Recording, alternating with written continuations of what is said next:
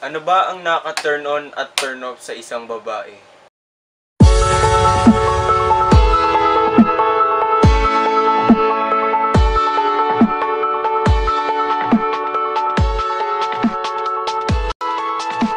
Iba't ibang babae ang nakasama natin o nakasalamuhan natin araw-araw.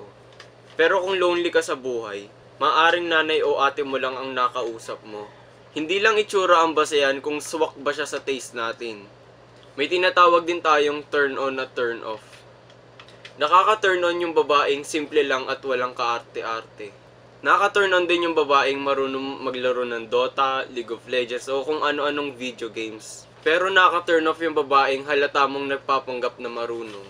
Medyo nakakairita. Nakaka-turn on yung babaeng nagmumura dahil alam nating totoo siya sa sarili niya. Pero nakaka-turn off na yung babaeng palamura, yung tipong konting kibot nagmumura agad. Hindi na decente tignan. Nakaka-turn on yung babae yung walang pinipiling pagkain, yung go lagi kahit saan mo yaya. Sobrang nakaka-turn on yung babaeng nakakatawa. Sa text, sa chat, sa personal, basta yun yung pinaka-naka-turn on eh. Naka-turn off yung babaeng sobrang slow, yung tipong tumawa na lahat, tas siya pa rin di niya pamagets. Naka-turn on din yung babaeng marunong sumayaw, marunong kumanta, marunong magpakain sa elepante. Naka-turn on yung babaeng mataba, yung utak. Siyempre matalino na yun. Naka-turn on yung babaeng pandak, pero bawi naman sa mukha. Naka-turn off yung babaeng palasigaw, yung tipong talo pa yung barker ng Quiapo. Sabi nila naka-turn on daw yung babaeng nanonood ng anime. Naka-turn on yung babaeng marunong gumamit ng gitara, ng piano, ng drums, ng marakas, ng flute.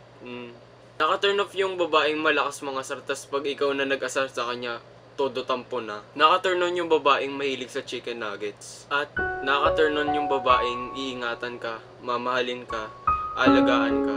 Yung nandyan palagi pag may problema ka. Yung hindi ka iwanan pag alam mong nasasaktan ka na. Basta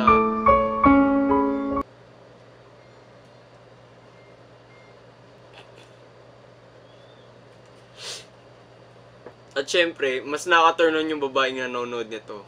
You will